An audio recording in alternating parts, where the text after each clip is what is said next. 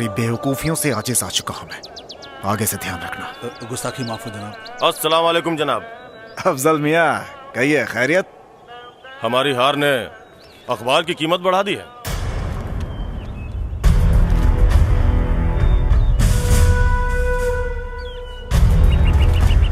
अफजल मियाँ। जी जनाब। दाऊद हसन साहब को इत्तला कर दीजिए कि हमारी हार की खबर हिंदुस्तान की सरहदों से गुजरते हुए पाकिस्तान तक पहुंच चुकी है।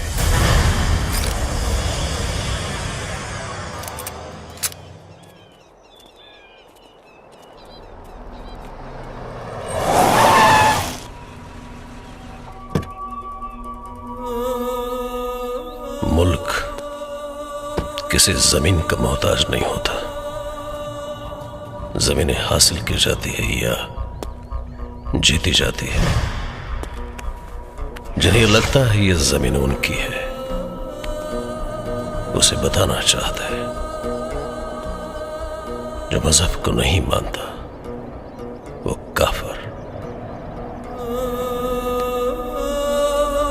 और काफिर की एक ही सजा होती है, वो है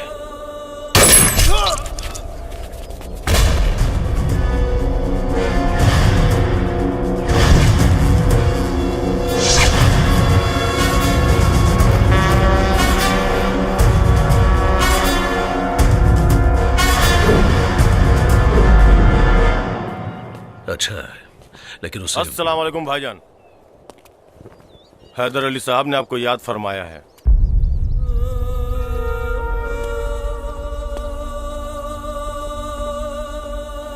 हैदर अली की किस्मत बहुत अच्छी कि वो शहनाज के अब्बू है, वरना उसकी जगह तो दाऊद हसन के जूते की नहीं छोड़ती।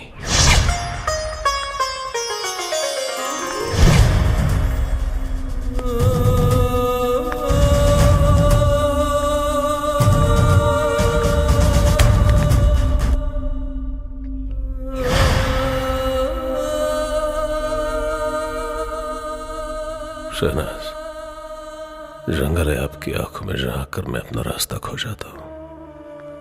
आप रेल से गुजरती है और मैं पुल सा थरथराता हूं। खुदा कसम आप नहीं होती तो मेरी दुनिया कब की उजड़ चुकी होती। जी शुक्रिया, हम अब्बू को आपके आने की इत्तला कर देते हैं। डोंट वरी, मैं मिल लेता हूं।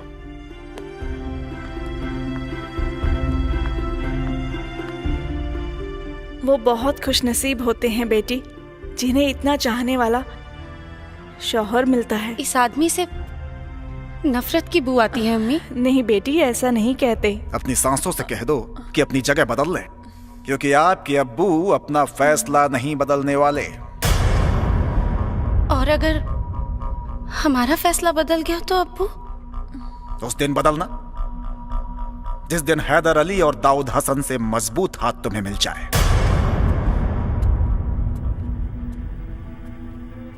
आपके इस सौदे की बुनियाद पे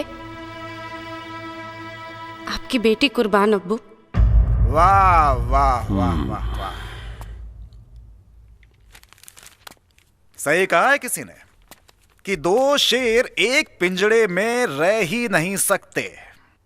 ये तो आपका पिंजड़ा है जो सामने वाले को बर्दाश्त कर लेते हैं, वरना आपकी जगह ऐसे तस्वीर में लटकती नजर आती। जरा इस तस्वीर पर भी गौर करो मियां, शेर और कुत्तों में फर्क नजर आ जाएगा। गुड।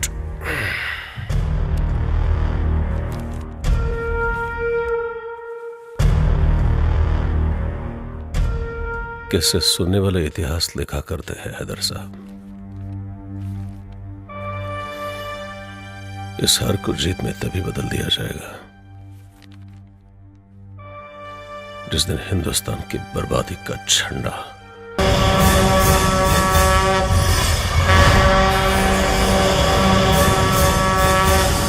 शास्त्री जी। हाँ नमस्कार। अरे नमस्कार नमस्कार। लें प्रसाद।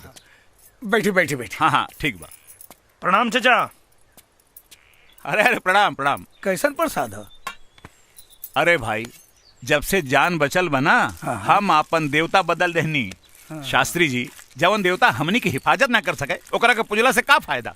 ठीक कहनी भाई साहब, हमू 7 गो एतवार भखले बानी।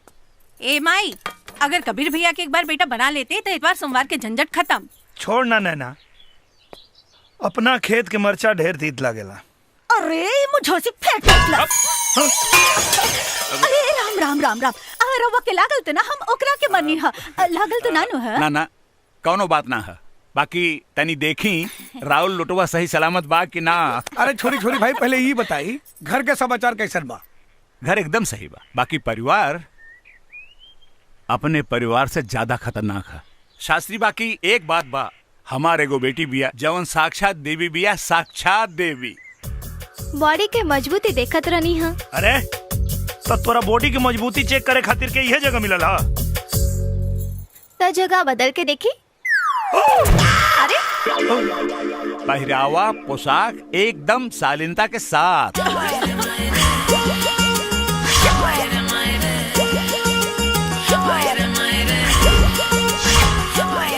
नैना, हाँ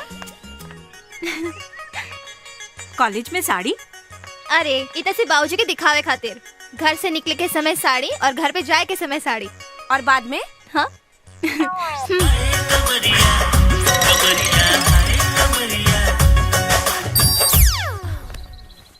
कोमल हमार सहेली बाड़ी, हमरा के मालूम बा उनका शालीनता के बारे में।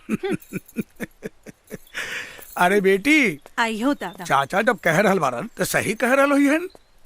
चल चल हम तोरा के दिखाओ तानी, चल। अरे हमरा के बेकूफ बुझता रे, चल देख।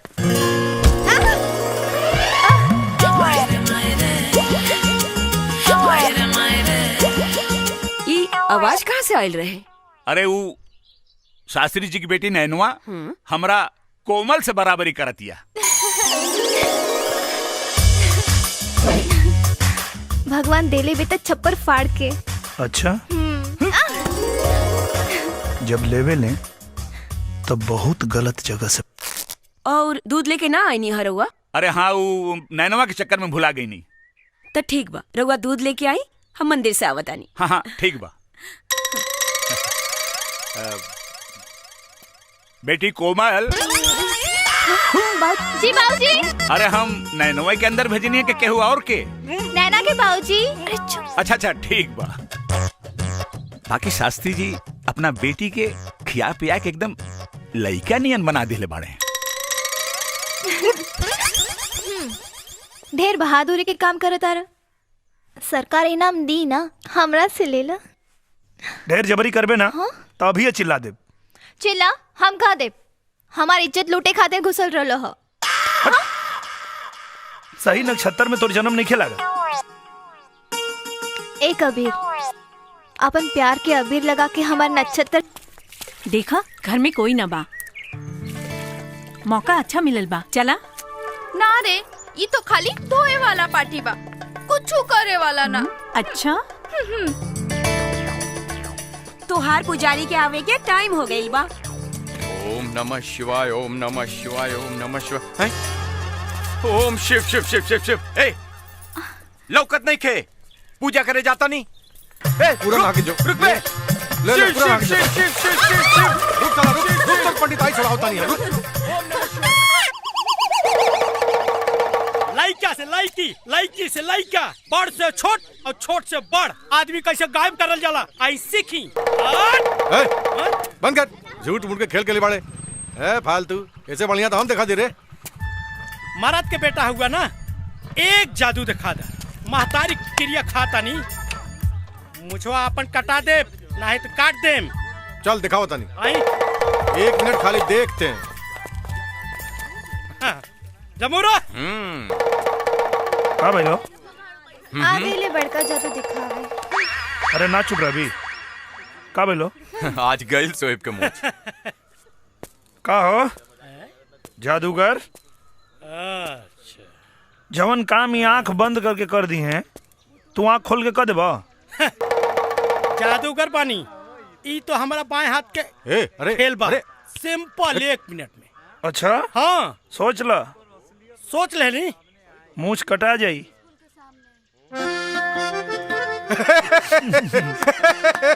बारे वाह, गजब आइडिया दिलेगा भाई।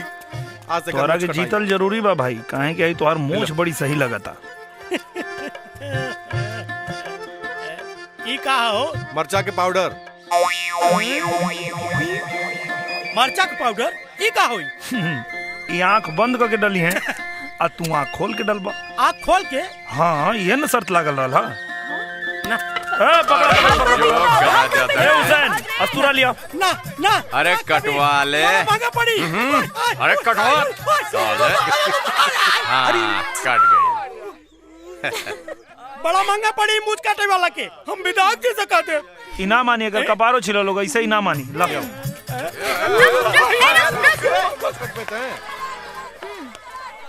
जादूगर हा कहीं मशीन ना गायब कर देवे। पागल है का रे?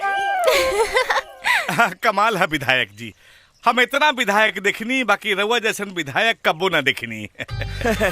कोनो खासियत लौकल हो विधायक जी में कि ना दरोगा जी? अरे ऊपर से नीचे तक खासियते खासियत। ऊपर देखिए, नीचे देखिए, बीचे में मत देखिए। काहे? रह दी जाए दी। इतवार हो या सोमवार, विधायक जी के घर में हमेशा लागल रहेला दरबार। बड़ा भीड़ आयल बा भाई है। हाँ। शुक्ला जी। हाँ जी। ई जनता से पूछी समस्या का बा उनके। सर राउर जे समस्या बा एक एक करके विधायक जी के पास आवा, बतावा। आवा, आजा आगे आजा। अब विधायक जी के अपन समस्या बतावा। बताओ बताओ। सरकार पिछले इलेक्शन में कहले रहनी कि नहर में पानी आ जाई, नहर में पानी अभी ले ना आइल, ऐसे जनता का परेशानी होता। आओ आओ आओ आओ। जा विधायक जी के लगे जाए और धर्म समस्या का समाधान करी। शुक्ला जी चालू रही। हाँ। घर कहाँ पड़ी बाबू तोहार? आराम से पी बाबू। पानी पी ले। कितना पानी चाहिए? पानी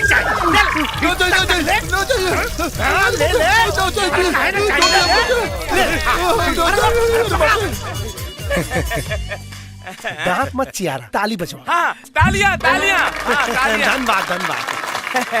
आगे। हाँ आगे बताओ। सरकार चापाकल अभी तक गांव में ना पहुंचल। कितना फुट पे आवाला पानी रे? 120 फुट पे। 120 फीट ना? रुका, समस्या का समाधान होता। सर सारा समस्या भाग गई सर। एकर समस्या सच में गंभीर हो जाता। हाँ सर। हाँ बोला, क्या समस्या बा? अरे कुकुरा चोर कटवा। ई विधायक जी के गाली देवा था। ई हम ना गरिया होता नहीं सरकार, ई ते ऊ गरिया होत रहल जवान हमार ई मुछवा कट ले। तो प्रॉब्लम जनून बात और बैठी सर। हाँ हाँ। और का कहलस? और कहलस कि विधायक जी गधा के औलाद हुए। ई मजाल। अरे मजाल छोड़ी सरकार, ऊ तो यहाँ तक कहलस कि विधायक जी के माई केहू के साथे भाग गई और ओकर बाबूजी ओकरा से बियाह कर ले बारे, जकरा हाथ से केहू पानी ना पियल। अरे विधायक जी के बारे में सब कुछ जाने ला। चुप दोगला। नाम नाम बोल, नाम बोल। सरकार ओकर नाम बा कबीर। कबीर आतंकवादी के का मार दहलस, अपने आप के मिस्टर इंडिया बुझाता। एक बेर हमारा हत्थे चढ़ जाए ना, ऐसा ठोकब कि जिंदगी भर खड़ा ना हो पैसा। लागत ना फल।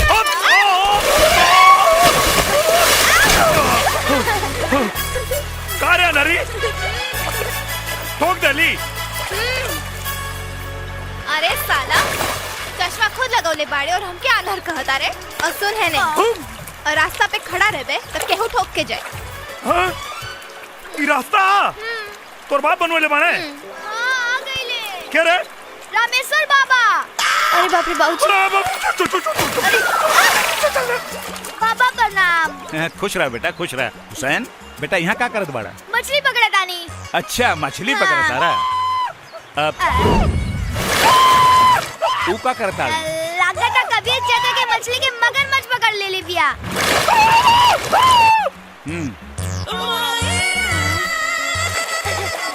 का भाई कबीर चाचा? अरे पता न केने चल गई रे। अरे वहाँ बाड़ी। अरे ए लड़की कम विपद ज्यादा है।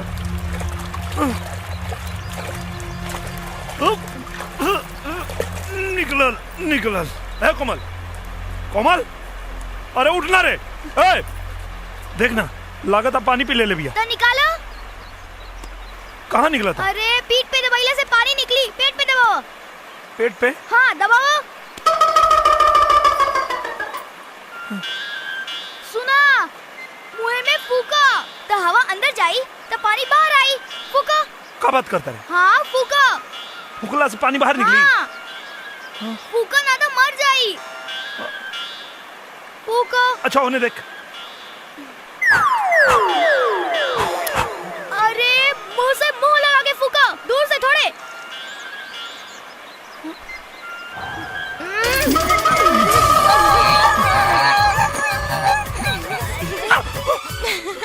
अरे साला अगर पानी निकाले में हमारे पानी निकल जाए।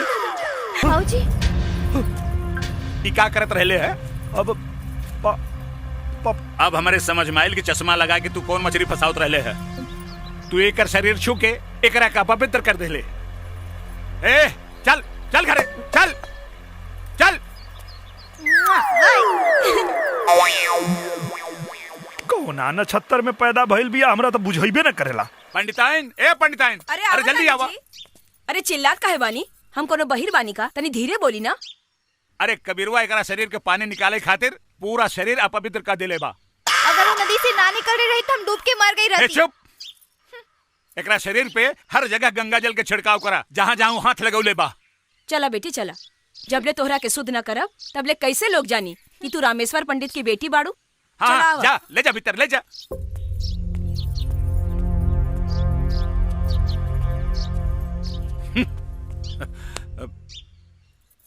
कोमल हमके तू ई बतावा कहाँ कहाँ हाथ लगावले बतो के? आँख में माई। रामेश्वर पंडित के बिटिया पोखरा में नहा रहल बिया। अरे पता ना कहाँ ससुर कहाँ कहाँ हाथ लगौले होई। हाथ पे माई।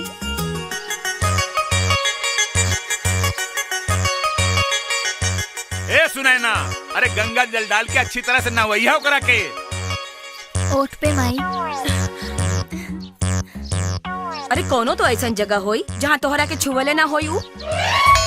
ऐसा कौनो जगह नहीं थी जहाँ वो छूले ना होई। चुप, तोहरा बाप बेटी के फेरा में ना हमार धर्म नष्ट हो जाए।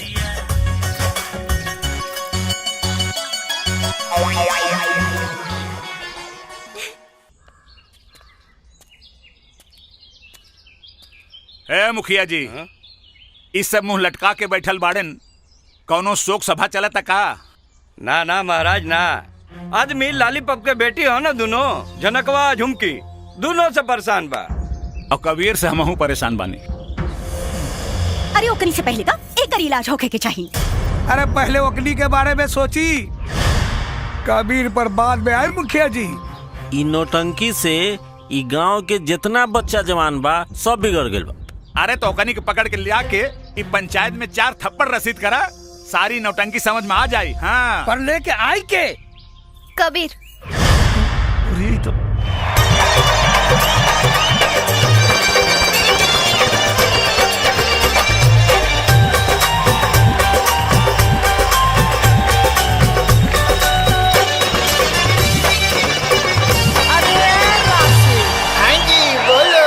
देखो तुम सुनो ना। सुनाओ सुनाओ।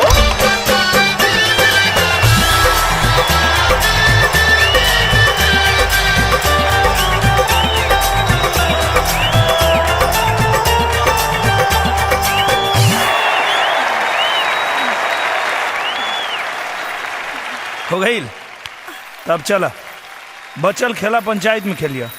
अच्छा ढेर बोलबे तो पान खा के थूक दे, सारा ड्रेस के डिजाइन बिगड़ जाए। हाँ? काले रही ना, ये हमारा बस के काम नहीं खे। बना दे रस ना इज्जत की गुटका। और ही कुछ दो स्टेज पर। कह देनी कि नौटंकी बंद मतलब बंद। नॉट अच्छा तो एक बेर बस काकी कह देस ना, तो काल से नौटंकी बंद, ना ही तब बंद करे के खर्चा रउआ लोगन के जेब से निकाल ले। माई एक बार कह दे कि कबीर भैया तोहार बेटा हवन। झूठ बोल के हम नरक में जगह न बनाई। पति की अवहेलना कैला से स्वर्ग में जगह ना मिल जाए। बोल, तोरा नौटंकी बंद करे खातिर कितना पैसा चाहिए? 5 लाख। और अगर तोर बीमारी झूठ निकलल तब? 5 लाख ईदी। ठीक बा, लेकिन रहुआ पैसा का इंतजाम ना कईनी तब पगड़ी उतार के चप्पल के झाड़न बना ले। कबीर बेटा, जब आपन आपन न हो सकेला तो गैर भला कैसे आपन हो सकेला? बाकी 5 लाख के व्यवस्था कहाँ से होगी? पंडित जी, जबान हरल बानी, अपने आप के बेच दे, बाकी अपन पगड़ी के केहू के चप्पल के धूल के झाड़ न बने दे। ए बाबूजी, हमारा शरीर के कण कण आपके कर्जदार बा। इस शरीर पे पंडित दीनानाथ शास्त्री के हाथ लगल बा। अगर ये बिकैबो करी तब 5 लाख से ज्यादा में कम में ना। शाबाश बेटा। अरे समस्या से निकाले में दरोगा हमने ये फंसा देलस। खोल के बतावा। हाँ, मतलब खोल के बतावा, बात बुझाई ना। अरे मास्टर जी 5 लाख देवे खातिर तैयार हो गईला। पर ई दरोगा बीच में टपक के ई कहले कि अगर झूठ पकड़ा गई तब 5 लाख हम दे। एक मिनट हटा, का दरोगा? अरे दरोगा ना, साले दोगला बड़े, का जरूरत रहो जब? अरे समझावा, तू ही एक समझदार आदमी बड़ा बस। हाँ, सुनी, बात अगर बिगड़ जाये नू तो विधायक जी बनी खुद अपन 5 लाख रुपया रहुआ के दे दे। हाँ। बीच में बोला के क्या काला सा बीच में बोला के? ए हमार गुलाब, अब दिखावा ना सनीमा। समस्या से निकलने के बाद बुझनी हम अबो कहता नहीं, ई मास्टरवा 5 लाख रुपया दी कहाँ से? मास्टरवा अब अपना बिटिया के बेचे या बेटा के? फूलचंद पाणे के जाल में तब फंस गए लू। अब बीवी का मोबाइल मिल गई बा तो ढेर पकड़ पकड़ करबे। हाँ? चल फोन रख।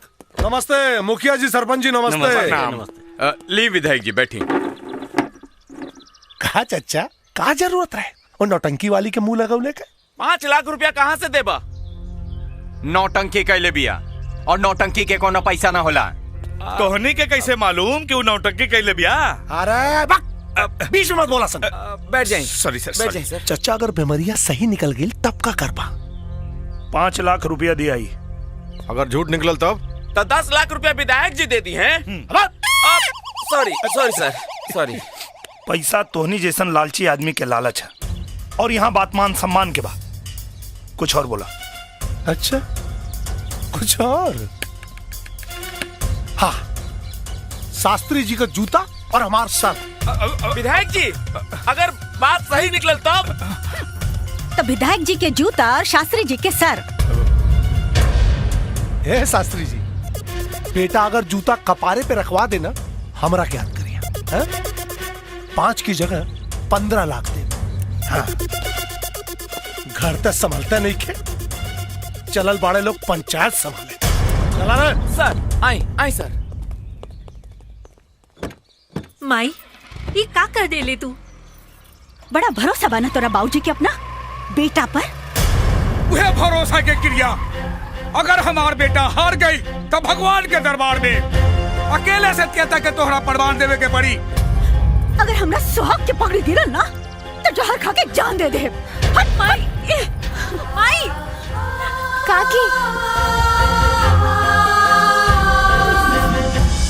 अरे मर्दे, उदासी ना ठीक लागेला तोरा चेहरा पर। कबो कबो कोनो बात दिल में भाला के तरह चुभ जाला यार। ओकरा खातिर एगो रास्ता बा हमरे पास।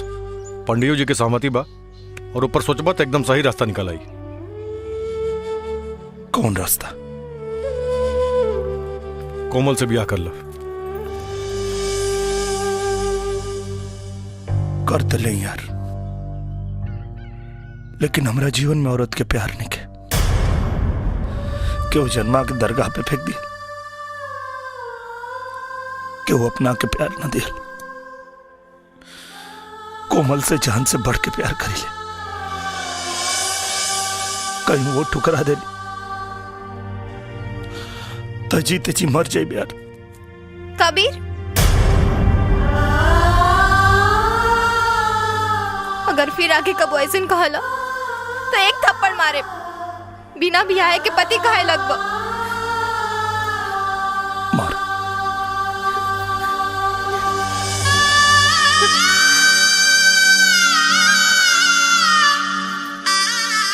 बस साथ जिए के वादा कर, तो हर चरण की धूल मांग के सिंदूर बना ले।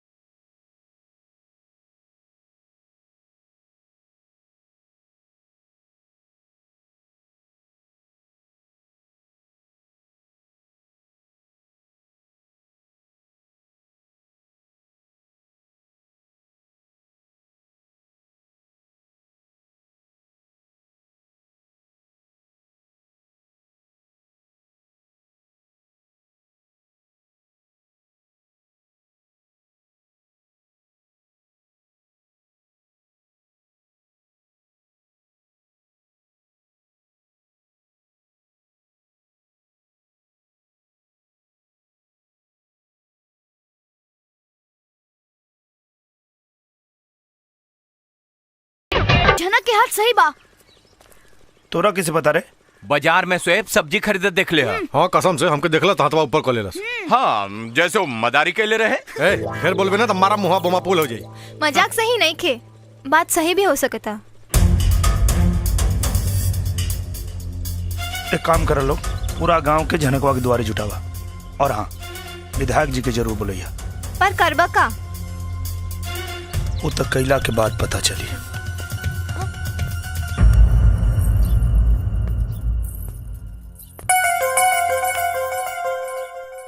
नौटंकी करत तारी।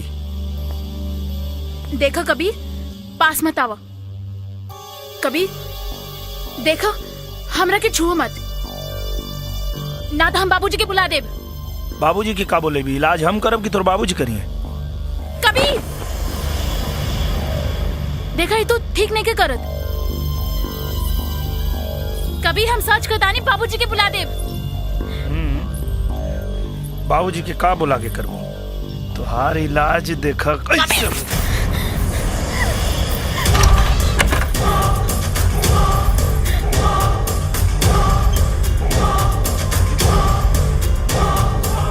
चल बताओ हकीकत का बा। ना तो गांव और पंचायत के फैसला बहुत भारी पड़ी। फिर ना तो नाचे लायक रहबे और ना नचवाबे लायक। Side please, side please. आई सर, करने गई। आई आई आई। अब चुप काहे बाड़े? बोल। ज्यादा नौटंकी मत करे, नौटंकी वाली। हम ई नाटक विधायक जी के सिखवला पे कैले रही। अबे झूठ बोला दिया। बस उठाइबा कि उठावे के पड़ी? अब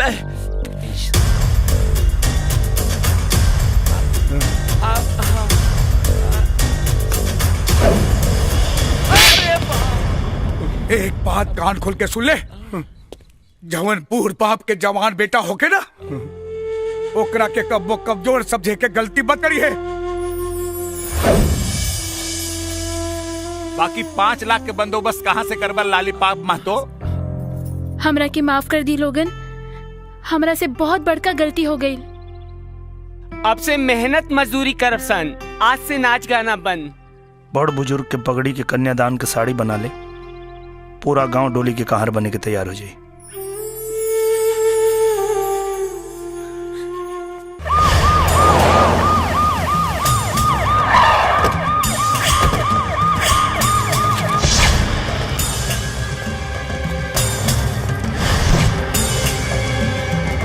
जीजा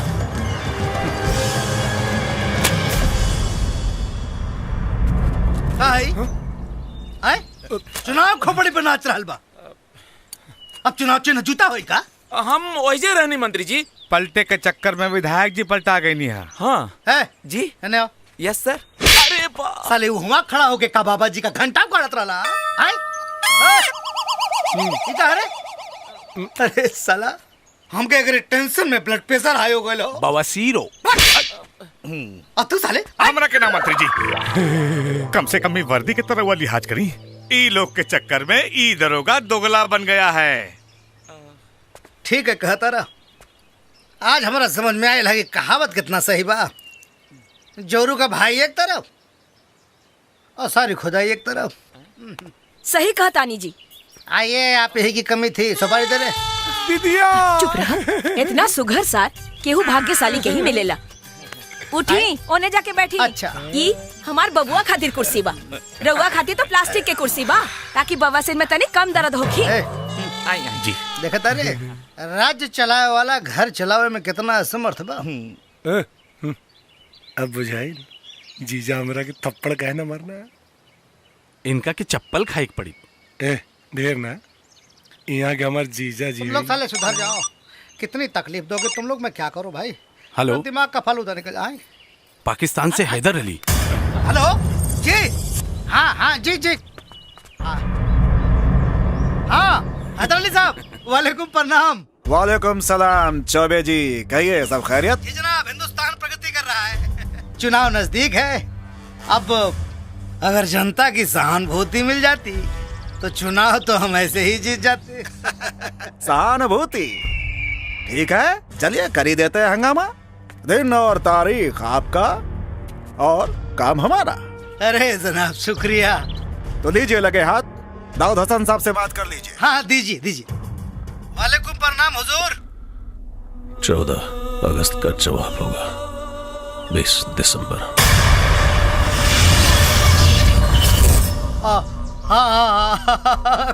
खुदा हाफिज।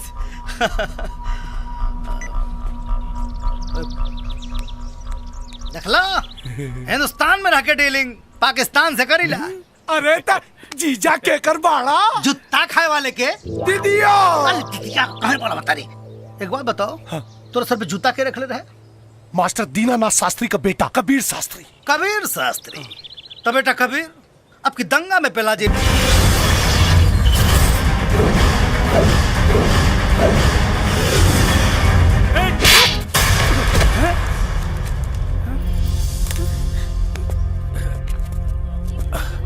कबीर कहा बात बातें वाली जी। ए शास्त्री जी अपने सड़क उठावल माटी आज हमारा बेटी के मांग के सिंदूर बने का सपना देख रहा बा। स्वीकार कर ला। काहे की कबीर से बड़ा सपना देखे के औकात तोहरा में नहीं खे। ता ठीक बा बस एक जात बता दा तोहार औकात हमारा औकात के बराबर हो जाई। बस हम अपना मेहरारू के कारण बेबस वाली वरना दीनानाथ शास्त्री का औकात रामेश्वर तिवारी से कहीं ऊपर बा। ए शास्त्री जी जे मारा जिंदगी भर अपना पत्नी के सामने बेबस रहे ओकर पोसल लइका हमारा बेटी के हाथ ना पकड़ सकेला। अरे लइका के मजबूती के पता ओकरी माँ के कोख और बाप के मूछ के नोक से होला। हाँ तो नजर उठा के देख ली ओकरा महतारी के कोख और ओकरा बाप के मूछ के नोक के। अगर मान मर्यादा के ख्याल न रहित ना तो राहुल बेटी के कब के अपन महतारी के पतो बना के रख देले रही। गायत्री भाभी खबरदार खबरदार अगर हमरा बेटा के अनाथ कहानी तो जुबान खींच ले।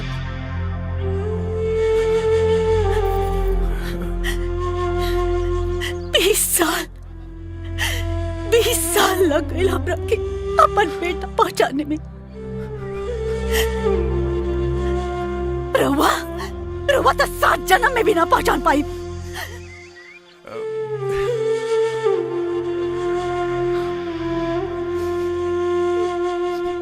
माई बेटा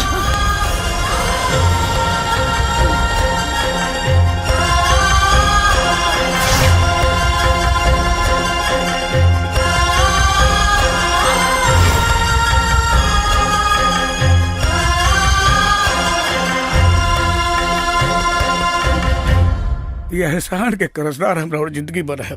कहे कि एक बेटा से ओकरा माई के मिलवा देली, जाके अपन बेटी के जीवन संभाले। एगो बाप के वादा बा, हमार बेटा रउआ रास्ता में कबो ना आए।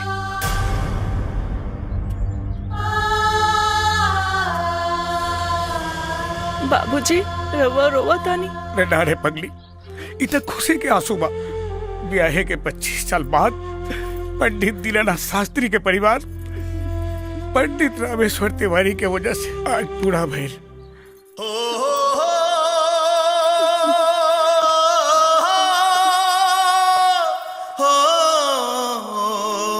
कबीर, कोमल जा जा, तू भीतर जा। अरे भीतर जा भैया। अब हमने के चलत। हाँ ठीक। प्रणाम। प्रणाम चाचा। पंडित जी का फैसला बदल गई का? हाँ, बदलल फैसला ही बतावे खातिर आइल बनी। तब फिर एगो हमार बात सुन ला। हम कोमल के बियाह तय कर देले बानी। एगो पिता से बढ़ के बेटी के क्यों प्यार करिए नहीं कह सकत। हम अनाथ प्यार के मतलब का समझे। अपने के बेटी हमरा के प्यार के मतलब समझा दे। अब देवता मंदिर में रहे या घर में, का फर्क पड़ा था। वो हमरा के हमरा माई से मिलवा देली। अगर हम उनका के अब उनके पिता से ना मिलवा पाई तब बहुत बड़ गलती हो जाए। कहीं तोहार यकीन तोहरा प्यार के झूठ ना बदल दे। प्यार के दूसर नाम विश्वास होला चाचा, और हमनी के प्यार के बुनियाद तन पे ना मन पे टिकल बा। कसम कोमल और कबीर के प्यार के। अगर हमनी के जज्बात अपने के फैसला के बीच में आई तो हमनी के प्यार प्यार ना पाप होके। कबीर,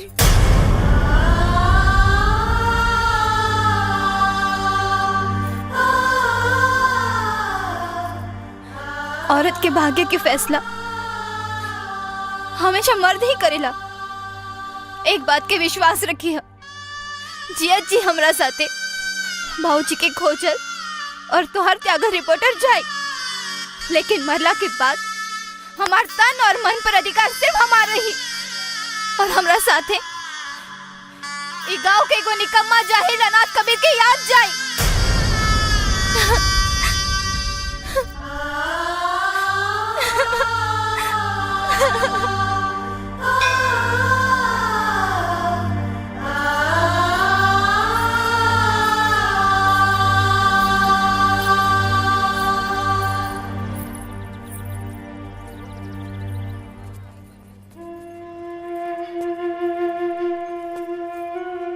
एगो एहसान करी हो, सिंदूरदान के समय हमरा सामने मत रही हो, ना तो जिए ते जी मर जाए। नया जीवन के शुरुआत करे जा रहा बड़ो, तो के हमार उम्र लग जाए। मरे से पहले तो तोहरा दुल्हन की जरूर देखब। हमरा से सुंदर बाड़ी की कम, काहे कि ई दुल्हन के जोड़ा तोहरा सम्मान खातिर पहनले बानी।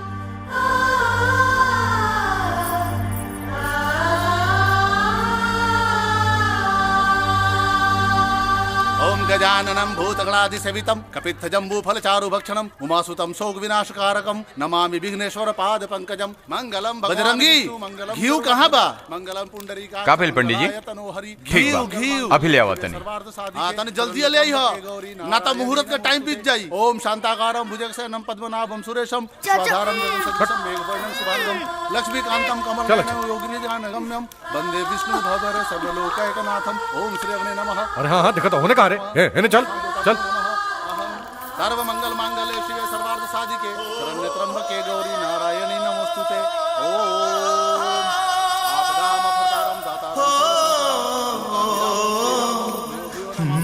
वक्रतुंड महाकाय सूर्यकोटि समप्रभा।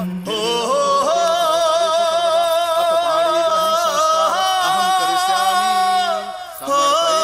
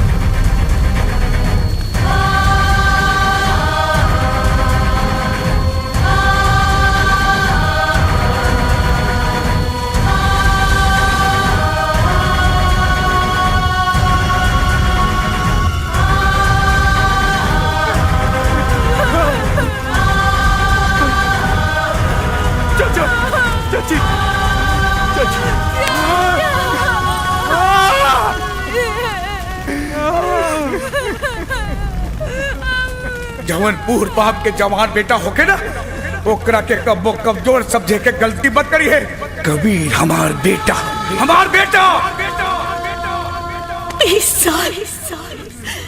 20 साल लग गए हमरा के अपन बेटा पहचाने में। लेना चाचा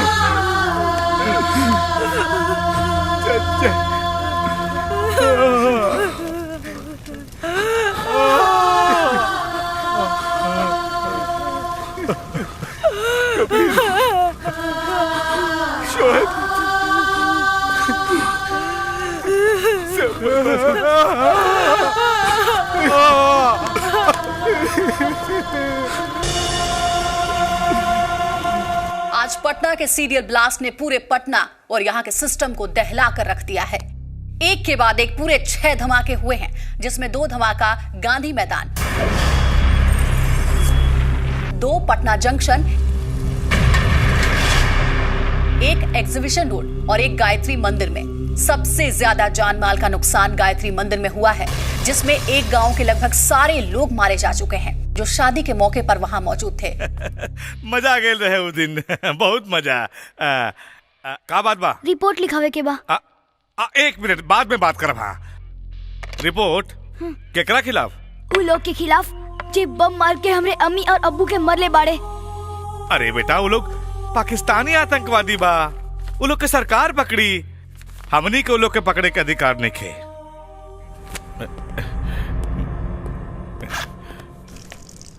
अरे ये क्या करता रे? हाँ?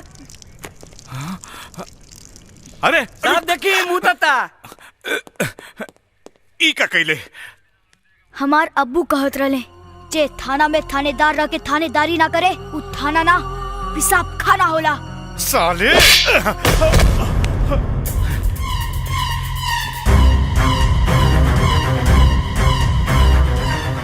ब्लास्ट के रिपोर्ट चाहिए, वरना तोरा साथ साथ थाना के शमशान बना दे। बाप का राजा जी, हाँ? गरजे वाला बादल कहो बरसल बा। अब मरे वाला आदमी के अगर श्रद्धांजलि ना दिल गई तो जिंदा आदमी के आत्मा के शांति कहाँ मिली?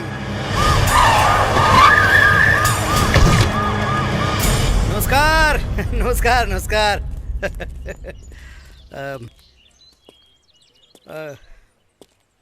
नाराजगी जाहिर बा, हम बूझ रहल बानी, बाकी मुआवजा के रकम बहुत जल्द पहुंचावे के हम कोशिश कर रहल बानी। मुआवजा के रकम पहुंचला से मरे वाला वापस आ जाई ना? ये तो हम अच्छी तरह से जानता नहीं। क्या नाम है तुम्हारा? कबीर। तो थाना के फूंक के और दरोगा के मार के मरल आदमी को तू जिंदा कर लेबो? जिंदा ना हो जाए, लेकिन गुनहगार के सजा दिया तो आत्मा के शांति भेटाई। अरे तो आत्मा के शांति लगा करिए अपन जान दे साले गवार। मंत्री जी चुप!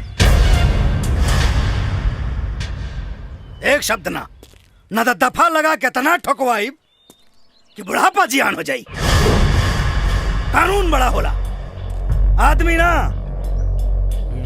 अगर मरे वाला के एहसास ना रहित ना तो इतना ठगो होती तोहनी के कि देख नक्शा बिगड़ जाए।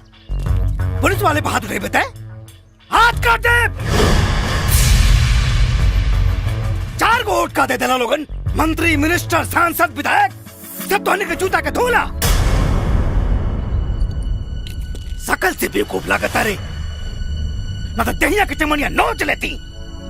एक बार पता चल जाए बॉम्ब ब्लास्ट में केकर हाथ था, चमड़िया नोचब ना चबा जाए पाकिस्तान। ब्लास्ट करे वाला पाकिस्तान का आतंकवादी है। सुन के खून पानी तो ना हो गई।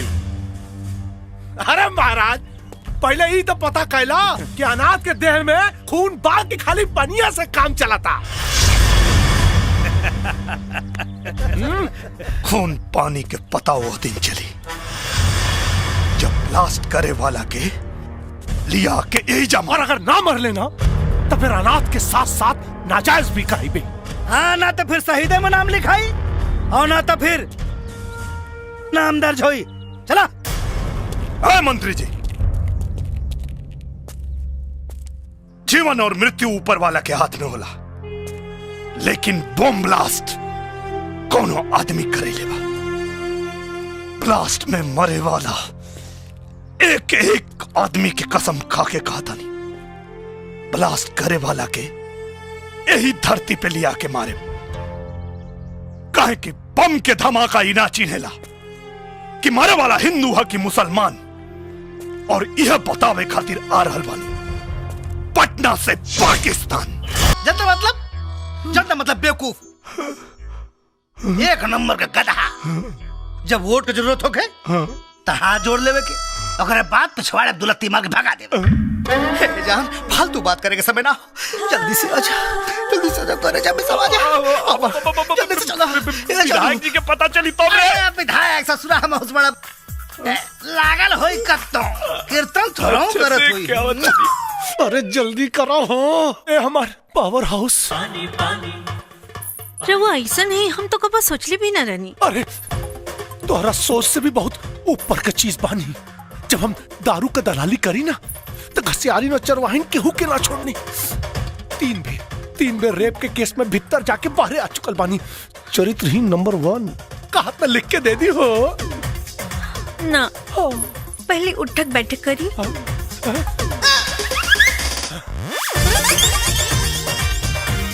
बास की औरी थोड़ा और। अच्छा, पहले ही से दहिया गरमाइल रहल है, उठक बैठक करके और गरमा गई नहीं। एक बेर अरे इतना काम जनता खातिर कैले होती तो आज विधायक से मंत्री ना बन जाती। मंत्री बनले में वो मजा नहीं खे जवन तोरा के पकड़ने में बा। जनता की रउआ के बारे में मालूम पड़ी तो का सोची? सोचेगी जनता अगर इतना होशियार रही तो हमारे जैसन के विधायक नानू बनाई लोग। बातचीत छोड़ा, अब बर्दाश्त नहीं क्यों, जल्दी से आजा। आजा ना।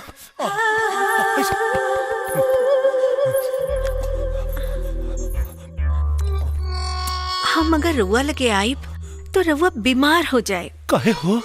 मलेरिया बाकी फलेरिया, एड्स बा। जीजा, ए जीजा! कुछ छपल? इतना छपल बा कि नेताजी के और मंत्री जी के लंगोट जल के राख हो जाई। ले जाके दे आओ। ये कहा भैया? वो लोग के कर्म कुंडली है। आए कहा पहलवान जी, ये हाफ टिकट लगे कहाँ घूमता रहा? संग्रामपुर पंचायत से वो लोग के कर्म कुंडली आइल बा। कर्म कुंडली? हैली सीढ़ी देख ली। कबीर भैया पंचायत में इंतजार कराता रहन।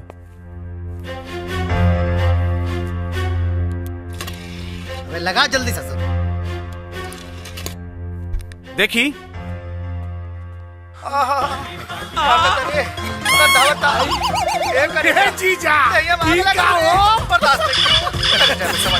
जीजा मतलब बेवकूफ, एक नंबर का गधा। जब वोट की जरूरत है। हे जीजा, अरे तू तो नेता से अभिनेता बन गई ना। अरे साले जहाँ बंद कर पर 5 तलाक हो जाएगी। पकड़ ले मैं। मालूम पड़ी तो क्या सोची? अरे साले बात का सबक अगर इतना होशियार रही। अरे साले माई की पेटवा में कैसे रले साले।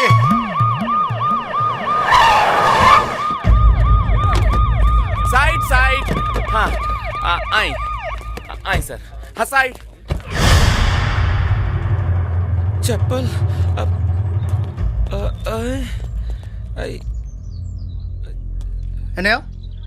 ये सब कहा रे?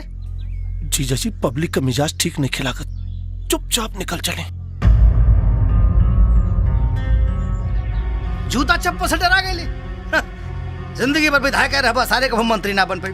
जियो शेर। जीजा जी हम रहुआ के प्रधानमंत्री बनल देखल चाहता नहीं। अरे वो आगे बढ़ी। हाँ जाए। चुपचाप आगे बढ़ो, जाके बात करा से। का भाई कबीर कहा नौटंकी होता है सब है? यही जगह बतीबा के अंदर चल के बताई। भीतर है ठीक रही। चला आवा। अब भीतर कहाँ लेके जाता? हाँ विधायक के सामने बैठल बाड़े।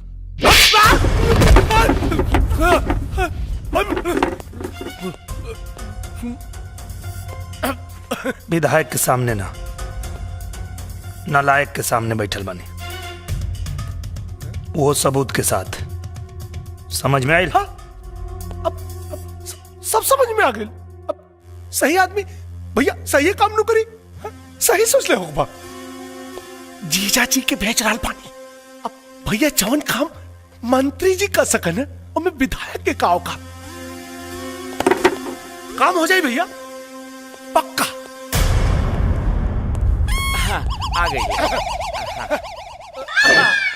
अभिलम्मा के कड़ुआ तेल ढेर फैलत रहना। कुल है गड़ी 2 मिनट में निकाल जानी है। वो आवाज कैसन आइल है? रजिस्टर गिरला के अच्छा रजिस्टर। समस्या बड़ बाओ। हम ठहरनी विधायक रहुआ मंत्री 2 मिनट में सुलझा दे जाए। ओके डोंट वरी।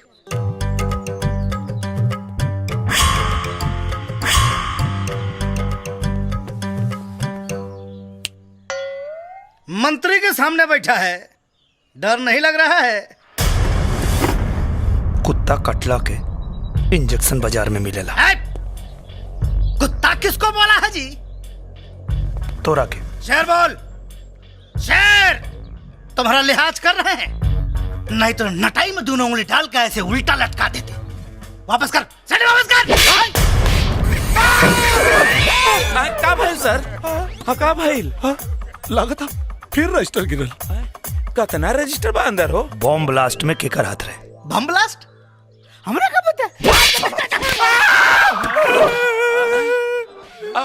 का भाई सर काहे रोता नहीं?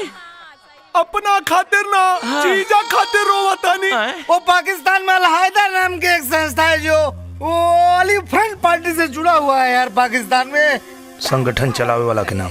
अब लीजिए मैं यहाँ हिंदुस्तान में रहता हूँ यार, पाकिस्तान के बारे में सफल मंत्री को बोल रहा है। अरे उठी सर। अरे का भाई सर? अरे लगा था आज हमारी बहन विधवा हो जाए रहता था। मैं पाकिस्तान के दौरे पर गया था तो वहाँ कुछ लोगों से मेरी छोटी मोटी फ्रेंडशिप हो गई थी और तब से लेके आज तक वो फ्रेंडशिप चल रही है। चल रही है ना? इतना लोग के ये क्या है? वीजा पासपोर्ट आवे जाए और वहाँ रहे खातिर व्यवस्था। आए है ये पहलवानमा को ले जाके क्या करोगे भाई वहाँ पे? तोहरा साथे गइल रहे ना पाकिस्तान? हाँ। पहलवान लागत था तोरा के केहू आपन याद करा था। हाँ वार्तालाप करने का ऐसा तरीका पहली बार देखा है भाई साहब। नमस्कार। ऐसन गद्दारन के हाथ में देश बा। शुक्ला जी। जी सर। आप वीजा और पासपोर्ट रेडी करवाइए। यस सर। और अनंत सारन के ना पाकिस्तान बाई रोड भेजे के हो। यस सर। हाँ और हाँ हैदर अली के फोन लगाओ। यस सर। है और पहलवानों को वीजा पासपोर्ट बनवाता था। हमार का हिला बाद में बताएंगे। हाँ हेलो हेलो मंत्री जी बात हाँ हाँ हाँ जी। सलाम जनाब। अरे वालेकुम प्रणाम। और बताइए सब खैरियत? सब मजे में मजे में। इन धमाकों से कुछ चुनावी फायदे नजर आए? अरे जीजा क्यों जी नहीं? का चेहरा देख ली खुदा पता चल जाई। हाँ जी जी, आप क्यों? फायदे की बात, हमारा फायदा तो हो ही रहा है। हम तो आपके फायदे के बारे में सोच रहे हैं। क्यों मजाक कर रहे हैं जनाब? पहला मिशन जिसने फेल किया है उसे हम आपके हवाले करने की सोच रहे हैं। जी तो चाहता है क्या कि जुबान चूम लूं। हम गुड़ से भरा हुआ ट्रक आपके यहाँ भेजेंगे। इधर का कागज हम तैयार कर लेंगे, उधर का आप कर लीजिएगा। लेकिन ले जाने वाला लौट कर वापस नहीं आना चाहिए जनाब। भेजिए। खुदा हाफिज। खुदा हाफिज। दाऊद हसन साहब। अस्सलाम वालेकुम। अदर साहब सब खैरियत में? सब खैरियत जनाब। लाजवाब खबर लाया हूँ। शहनाज की सगाई की तारीख बताने आए हैं। उससे भी उम्दा 14 जुलाई को जिस शख्स ने आपको शिकस्त दी थी उस नामुराद को आपके हवाले करने आया हूं।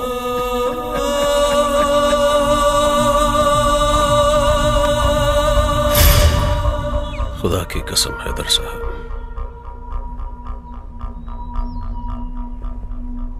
उसकी मौत देखने लायक होगी। शुक्ला सर, सारे कागजात, पासपोर्ट, वीजा और पाकिस्तानी करेंसीज कबीर को हैंड ओवर करो। सर हैला ई बा वीजा के कागजात, हई रहल पासपोर्ट, हई रहल कैश। आएगा जरूर, लेकिन वापस नहीं जाएगा। पाकिस्तान के दामन को जो दाग लगा है कि पाकिस्तान आतंकवादियों को हिंदुस्तान भेजता है, वो दाग हमेशा के लिए मिटाऊंगा। बल्कि दुनिया को बताऊंगा कि हिंदुस्तान अपने आतंकवादियों को पाकिस्तान भेजता है। का ई सब हो? एकरा में देसी कट्टा, देसी बम यूपी, बिहार, झारखंड के हर जिला से आयल बा और जाके पाकिस्तान के तू लोग दिखा दो। ये हथियार पाकिस्तान के अमेरिका से खरीदे के पड़ी कि ये हमरा हर गांव गांव में बनेला। हिंदुस्तान के तो बातें छोड़ा, खाली यूपी बिहार चढ़ गई लू था दुनिया के नक्शा में पाकिस्तान हमेशा ला खत्म। सब हथियार पे गुड़ चढ़ा हुआ,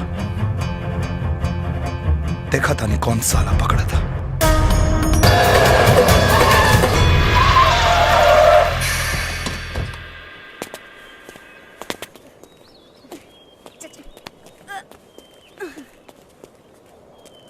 तुम सब में कबीर कौन है?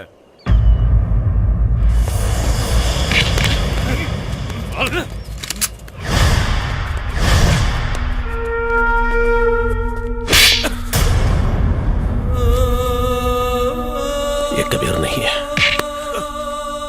ये कबीर है। ये कबीर है।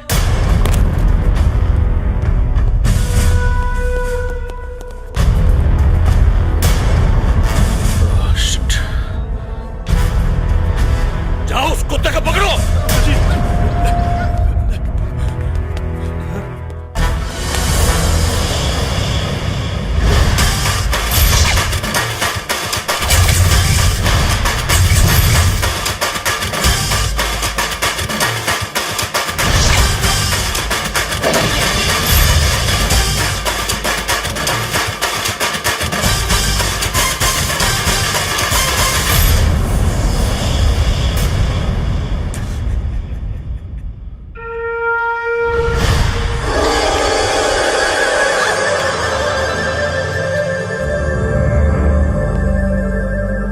जान के सौदागर। अगर मर्द का बच्चा है तो माशुका की हिफाजत करके दिखा। सिर्फ पाकिस्तान का नहीं, तेरे घर के कोने कोने का पता लेकर आए हैं। मेरे शहनाज को औरत को छोड़ दो। अगर मर्द है मुझसे हाथ मिलाकर देख। हाथ मिलाने नहीं, तुझसे लात मिलाने आए हैं। चाहूं तो तुझे यही ठोक दूं, लेकिन मेरे भारत माता की जमीन तेरे खून की प्यासी है। तुझे ले जाकर उस जमीन पे ऐसी मौत मारूंगा कि तेरे मौत के खौफ से दहशतगर्द पैदा होना बंद कर देंगे। बाहर जो ट्रक खड़ा है उसमें गुड़ नहीं, हथियार है। अब सोच, हथियार मंगाने की क्या सजा होगी? हम हिंदुस्तानी पैजामा सिलने से पहले मूतने की जगह बनाते हैं। और अब तुझे मुताएंगे। चल बेटा,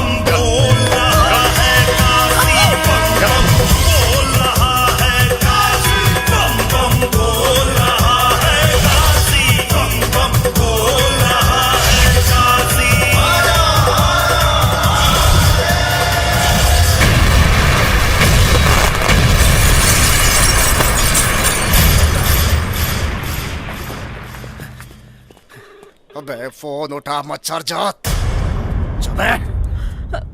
हमारी शहनाज को कुछ नहीं होना चाहिए।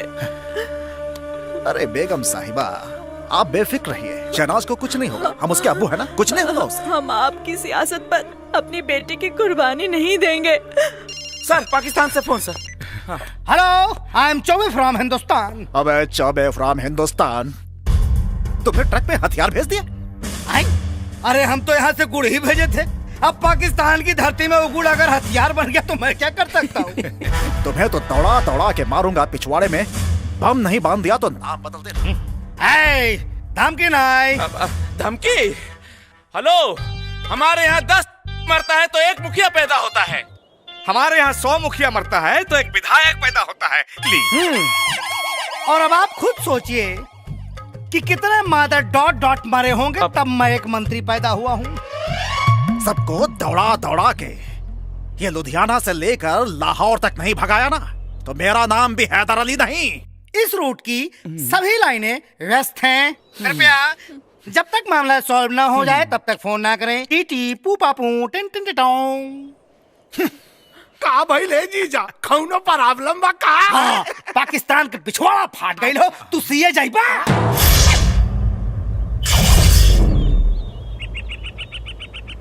कुछ खइबा? ना कबीर चाचा, अब इनकर का करे के बा? तोरा से बियाह करावे के बा। हमरा के पागल बुझले बाड़ा। इनकर चुम्मा लेवे खातिर हमरा के सीढ़ी लगावे के पड़ी।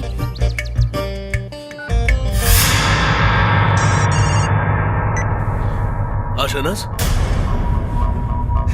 और दहेज में का मिली? शहनाज तुम्हारी आवाज ये खंडहर। ये कोई मामूली खंडहर नहीं, यहाँ का बहुत ही मशहूर वज्रस्तान का खंडहर है।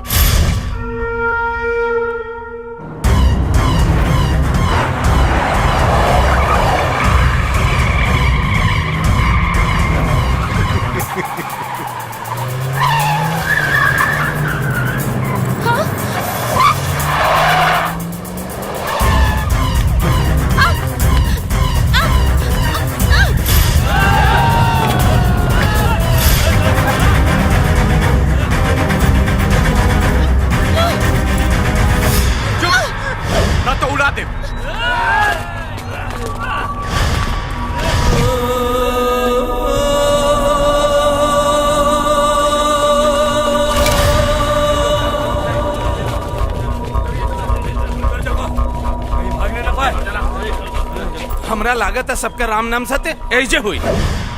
ये पाकिस्तान की जमीन है, यहाँ पे राम का नहीं अल्लाह का नाम लो, तब शायद वो तुम्हारे गुनाह बख्श दे।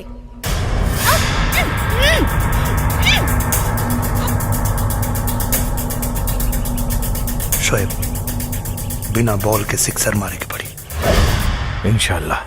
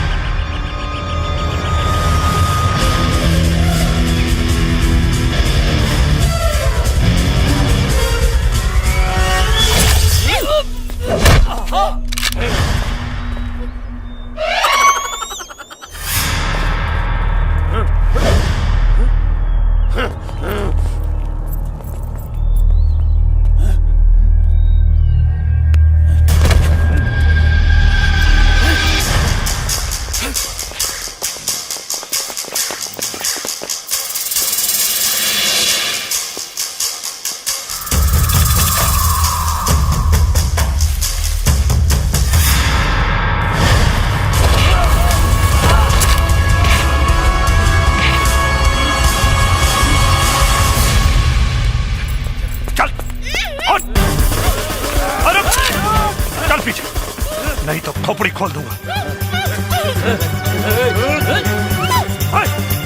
चल पीछे चल।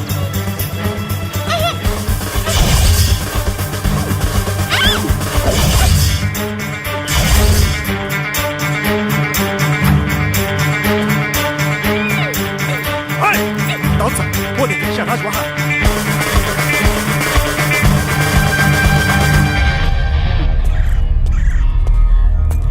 老子，बचा लीजिए उसे।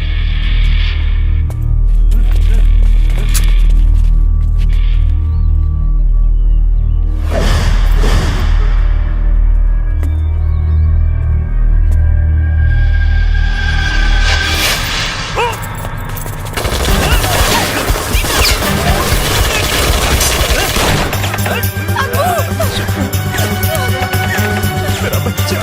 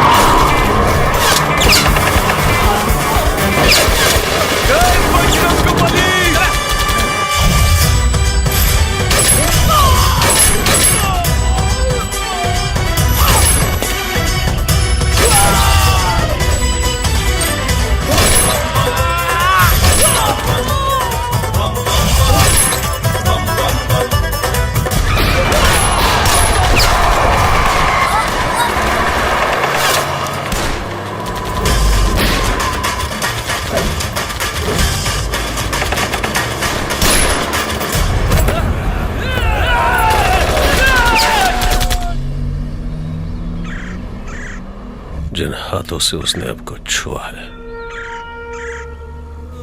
ऐसे काटूंगा कि अगले 7 जन्म में पैदा तो जरूर होगा, लेकिन किसी को छूने के लिए उसके पास हाथ नहीं रहेंगे। घर चलिए अब्बू।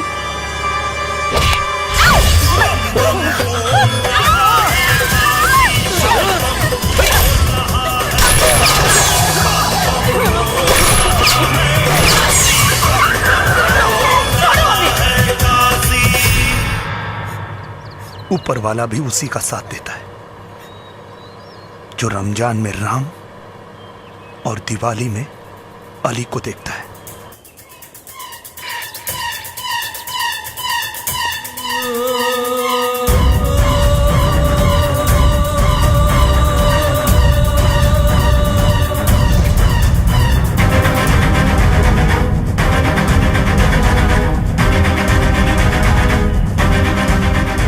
परिपथ कर दिया था।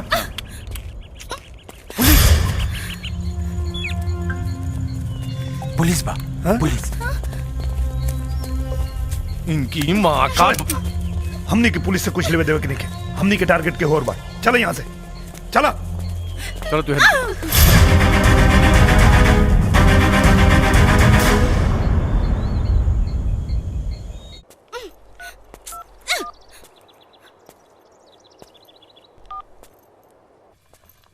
हेलो। हाँ 1 मिनट।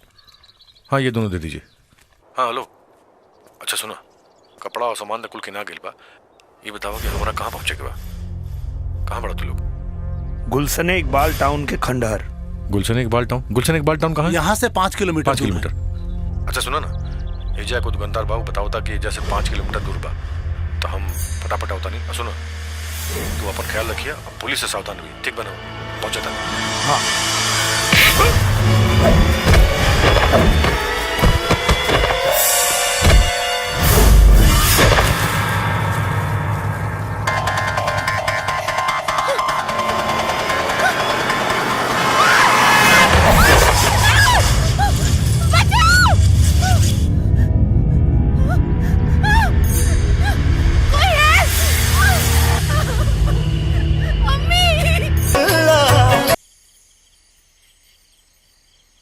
ये कोमल कौन है? गाना गाकर रोने का क्या मतलब है? मतलब ही तो जीवन का मकसद बन गया। बचपन से जवान होते जिसे देखा, अनाथ होकर भी माँ बाप का प्यार और लाल चुनरी में सजी दुल्हन मांग में सिंदूर पड़ने से पहले ही मांस के लोथड़े में बदल गई।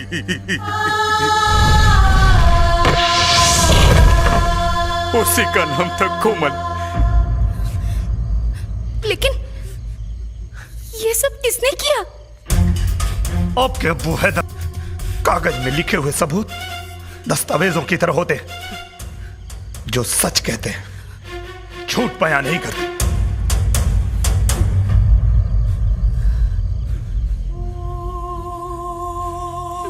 हमारा यकीन कीजिए, अगर आप लोग सच कह रहे हैं तो हम आप लोगों के साथ हैं। माँ बाप के संस्कार बच्चों के चेहरे पे नहीं, उनके रगों में होते हैं। हमारी तहजीब की पहचान हमारे अब्बू से नहीं, हमारी अम्मी से है। हमारे अब्बू पहले मुसलमान है, बाद में इंसान, लेकिन हम सबसे पहले इंसान हैं, उसके बाद मुसलमान हैं। कोई दहशतगर्द हमारा अब्बू तो हो सकता है, लेकिन शौहर नहीं।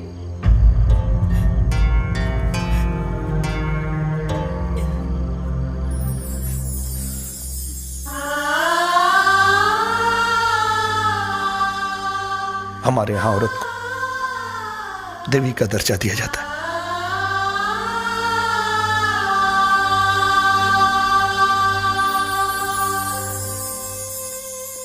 अगर मर गए तो कफन उतारते थे ना, अगले जन्म में कर्ज उतार देंगे।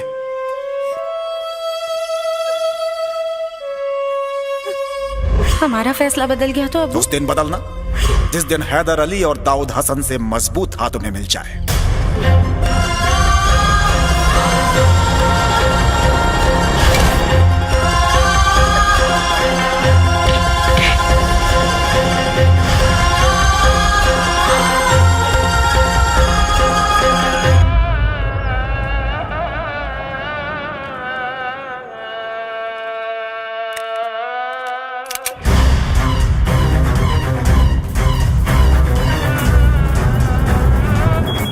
मैसेज? हाँ, वो लोग को हमारी लोकेशन के बारे में पता चल चुका है, वो कभी भी यहाँ पहुँच सकते हैं। बजरंगी, हाँ, शोएब के लिए क्या हुआ? अगला लोकेशन फोन पे बताओ। चल ठीक बा।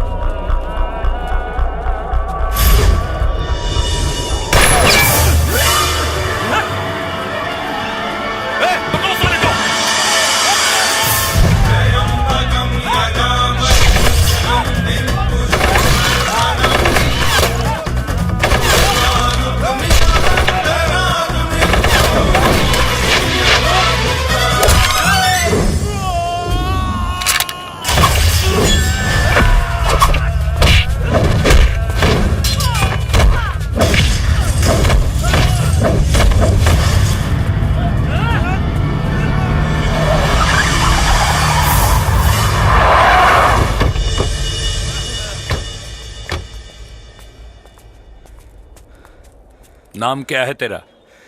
बजरंगी। बजरंग बली का रिश्तेदार है। चल या अली बोल। मेरे लिए या अली और बजरंग बली में कोई फर्क नहीं है, लेकिन गलती से भी मेरे बजरंग बली को बुरा मत बोलना, वरना मारूंगा तो मरने का पता भी नहीं चलेगा। बजरंग बली जय।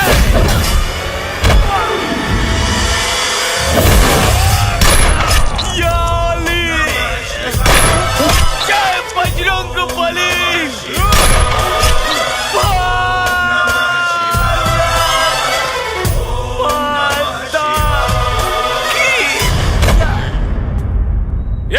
बाकी के कुत्ते इधर ही होंगे। चलो ढूंढो।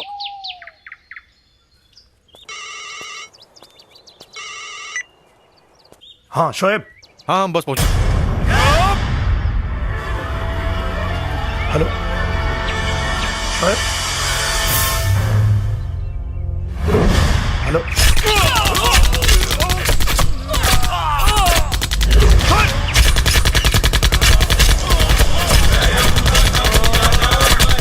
बजरंगी, बजरंगी।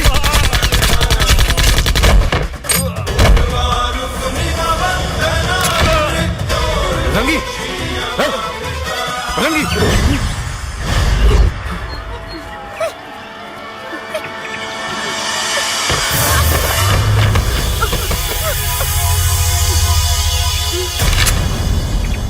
कौन कहता है हिंदू और मुसलमान में लड़ाई होगी? ये हवा भी कमबख्त किसी पाकिस्तानी ने उड़ाई होगी। जान मत छोड़िए रे, जान मत छोड़िए रे।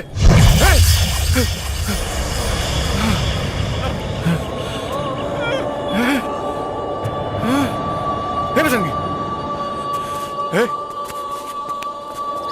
बजरंगी, बजरंगी उठना रे।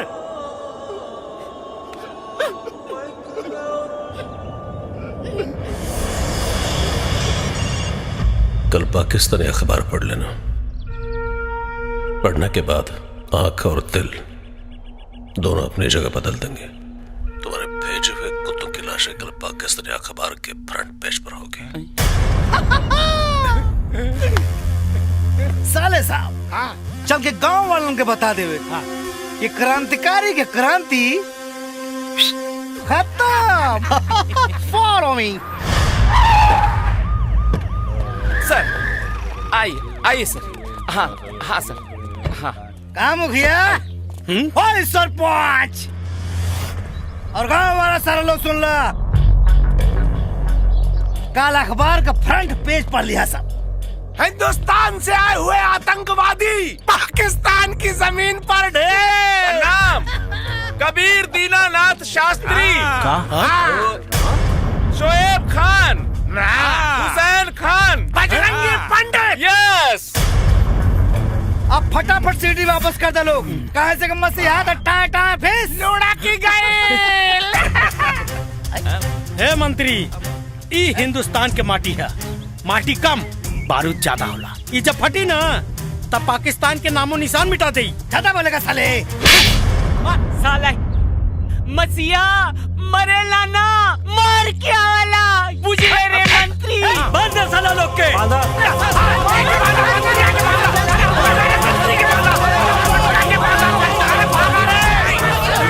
जनता की असली ताकत। अब सारे तो लोगों के मर्द ध्वंस विध्वंस हो जाई। मंत्री मुखिया जी, हमर कबीर आ शोएब न जाने पाकिस्तान में कौन हालत में हुई लोग। सरपंच चाचा, ये हमार मन के विश्वास कहता कि वो लोग जरूर लौट के आई। काहे से कि बाबा विश्वनाथ की नगरी की माटी पाकिस्तान के चांद पर अगर गलती से भी पड़ जाए ना तो ओकर दामन से हमेशा से दाग निकाल दी। हेलो, उस कुत्ते को फोन दो। अपनी सांस पकड़ के रखना। खबर सुनने के बाद जान जिगर से बाहर ना आ जाए। सर पे कफन बांध के चलने वाले जान की नहीं सम्मान की फिक्र करते हैं। कबीर चाचा, तू चिंता मत करिए। हमार चील इतना जरूरी नहीं है जितना एक मरल जरूरी। बदन के किले के पास पहुंच जाना। पता चलेगा कि असली मर्द की पहचान क्या होती है। आ रहा हूं।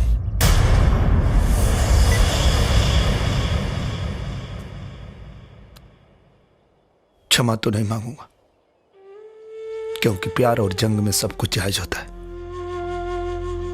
शायद आप न होती तो दाऊद को यहां तक नहीं ला पाते। अब देखते तकदीर जीत की माला किसे पहनाती है। आपने इतना साथ दिया, बहुत शुक्रिया। आप जा सकती हैं।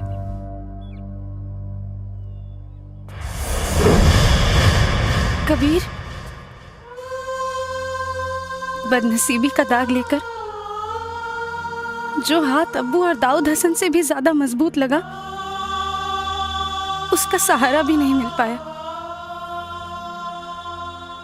सहारा बनकर भी क्या कर लेंगे जब दुनिया में वही नहीं है जो हमारी दुल्हन को देखना चाहती थी। आगे क्या होगा ये तो हमें नहीं पता, लेकिन अगर उससे मिलने का मौका मिला तो जरूर देखेंगे। वो कितनी खूबसूरत थी कि उसके लिए एक आदमी सरहद पार कर गया। हिंदुस्तानी हाथ है, एक बार पकड़ लिया तो 7 जन्म नहीं छोड़ता है।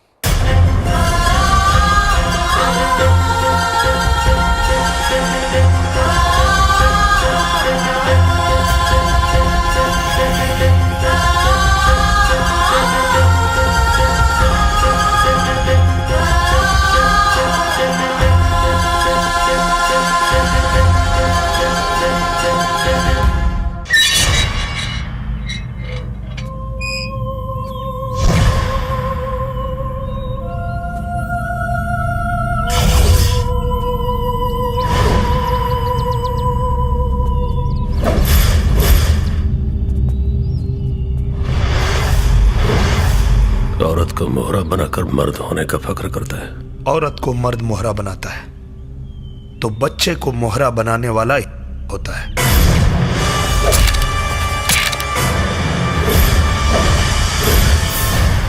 ठहरिए हसन साहब, मौत के सौदागर कभी किसी मुल्क की सियासत के बादशाह नहीं बन सकते। शहनाज!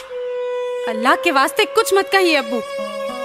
आपकी असलियत जानने के बाद हमारा भ्रम टूट चुका है कि हमारे अब्बू एक नेक इंसान है। आप तो एक दहशतगर्द हैं। ये जबान तेरी नहीं, इस काफिर की है। शहनाज, इसके बदन का खून आपके पैर का महावर बनेगा। फिर लगा दीजिए आप अपनी पूरी ताकत इन्हें मारने में, और हम अपनी पूरी ताकत लगाएंगे इनकी जान बचाने में। मुराद लड़की,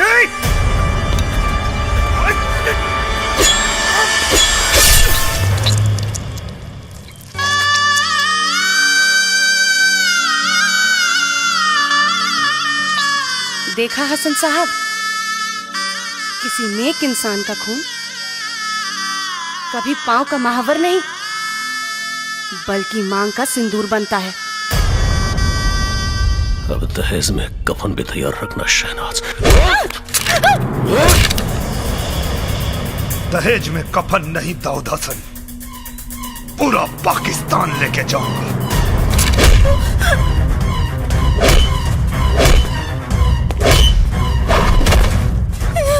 साले, बहुत दौड़ा है तूने मुझे।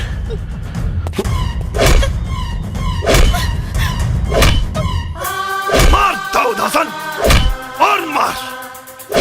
इतने में थक गया तू, अभी तो तुझे और भगाऊंगा। तेरे घर से निकालकर 150 किलोमीटर लाया। अब तेरे मौत की सीमा रेखा 13 किलोमीटर बची है दाऊद हसन। जितना मार सकता है। रुक जाओ दाऊद हसन, वरना तुम्हारी ये माशुका तुम्हारी तकदीर का फैसला कर देगी। अपने आदमियों से कह दो कि बंदूकें फेंक दे।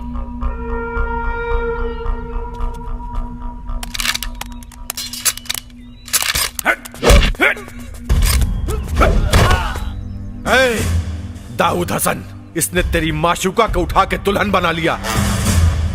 सोच तुझे क्या बनाएगा। और तू हैदर अली, ऊपर वाले का शुक्रिया अदा कर, क्योंकि तूने तो अपनी बेटी के लिए चुना था, लेकिन बेटी ने मर्द चुना है। शहनाज की शादी का लड्डू अगर पाकिस्तान नहीं भेजा तो मैं अपने हिंदुस्तान का बेटा नहीं।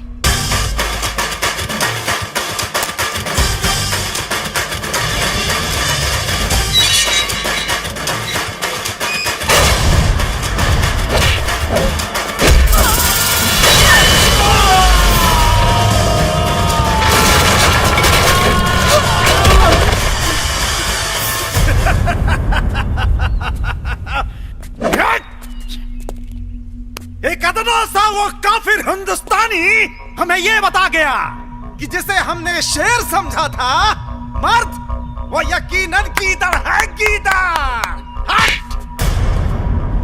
गीदड़।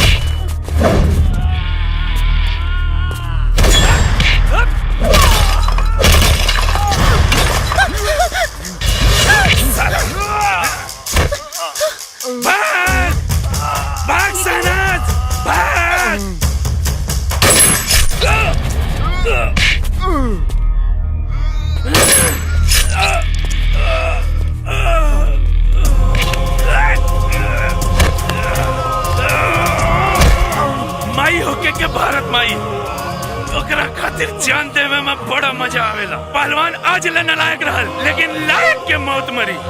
वो अकेले ना, दुगो के लेके।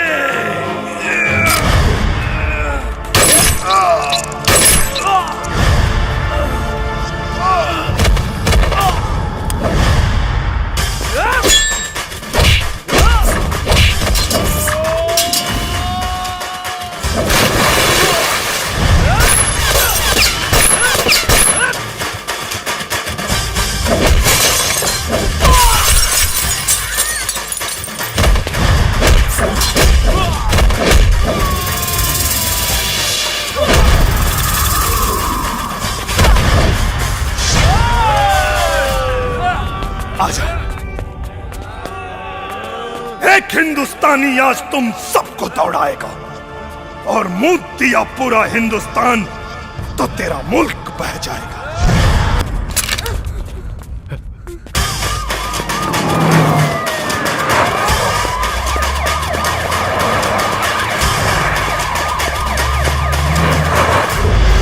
मियां, हिंदुस्तान को मेरा एक पैगाम दे देना। जिस मुसलमान का ईमान मुसलसल हो वो गद्दार नहीं होता, वफादार होता, चाहे वो हिंदुस्तान हो या पाकिस्तान।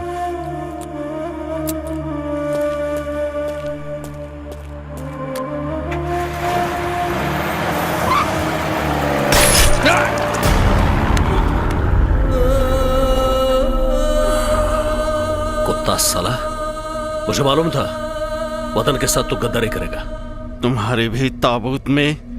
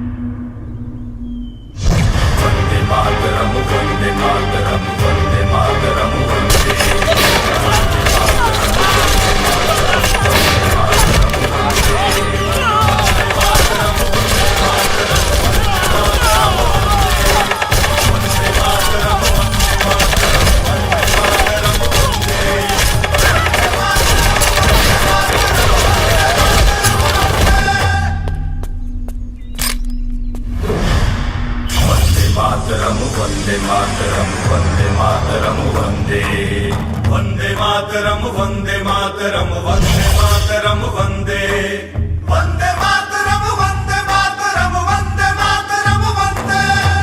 दोनों देशों की सरकार इतनी निकम्मी नहीं है दाऊद हसन। तुम्हारे आने से पहले तुम्हारे गुनाहों की फाइल पाकिस्तान से हिंदुस्तान आ चुकी थी। इस मिट्टी की मजबूती को देख दाऊद हसन, तुझे तेरे घर से निकालकर इस मिट्टी में लाके पटक दिया।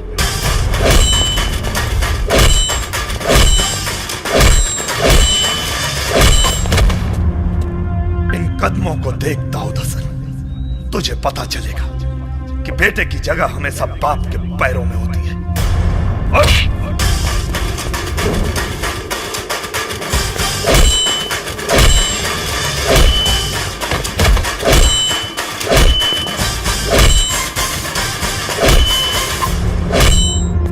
तुझे तो ऐसी मौत मारूंगा कि तेरे आका जन्नत का ख्वाब देखने को हौसला नहीं करेंगे। चुप क्यों वार करते हो साले? जब बर्दाश्त कहे कि अब बर्दाश्त नहीं होता तो कोई हिंदुस्तानी कभी किसी से परास्त नहीं होता।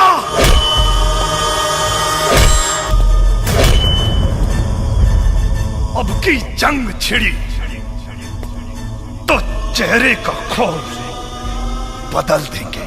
इतिहास की क्या औकात है, पूरा भूगोल बदल देंगे। लाहौर से गुजरेगी गंगा, इस्लामाबाद की छाती पे फहराएगा तिरंगा। रावलपिंडी से कराची तक सब कुछ गर्क हो जाएगा। सदियों सदियों तक तेरे जैसा शैतान नहीं होगा। कश्मीर तो होगा लेकिन पाकिस्तान नहीं होगा।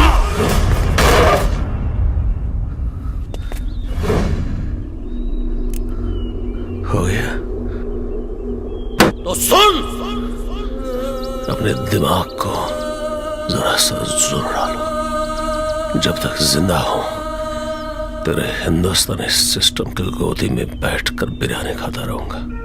दाऊद हसन, हम फिर से ना वो गलती दोहराएंगे और ना ही किसी आतंकवादी को बिरयानी खिलाएंगे।